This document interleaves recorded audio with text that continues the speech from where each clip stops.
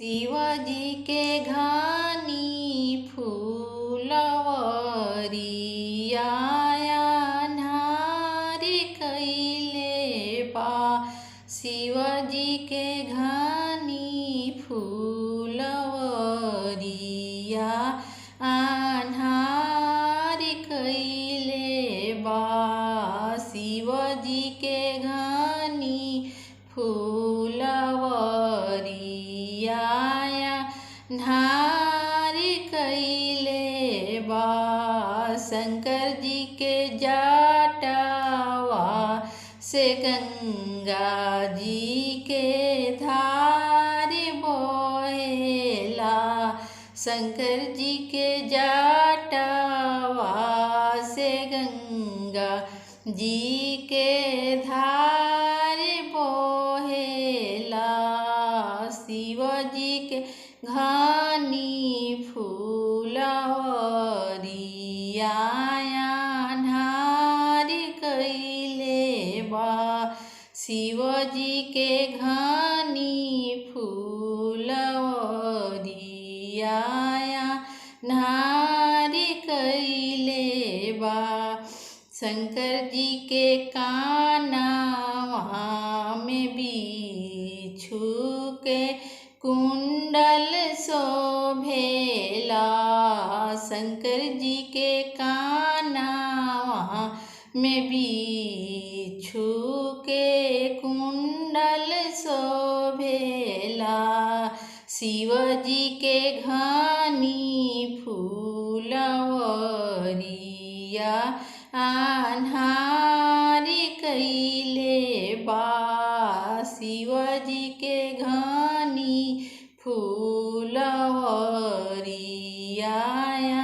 अन्हारी कैले बा। शंकर जी के गलावा में सर्प के माला शोभेला। शंकर जी के गलावा में सर्प के माला शोभेला। शिवजी के घानी बांसुरिया अन्हारी कैले बा। शंकर जी के घानी फूलवरिया अन्हारी कैले। शंकर जी के देहिया में मिरिगा के छाला शोभेला। शंकर जी के देहिया में मिरिगा के छाला शोभेला। शंकर जी के घानी फूलवरिया अन्हारी कैले बा। शिवजी के घानी फूलवरिया अन्हारी कैले बा। शंकर जी के हाथवा में डमरू के बाजा शोभेला। शिवजी के हाथवा में डमरू के बाजा शोभेला। शंकर जी के घानी फूलवरिया अन्हारी कैले बा। शिवजी के घानी फूलवरिया अन्हारी कैले बा।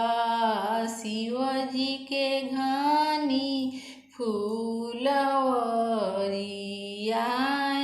अन्हारी कैले बा। शंकर जी के हाथवा में त्रिशूल कमाल कैले बा।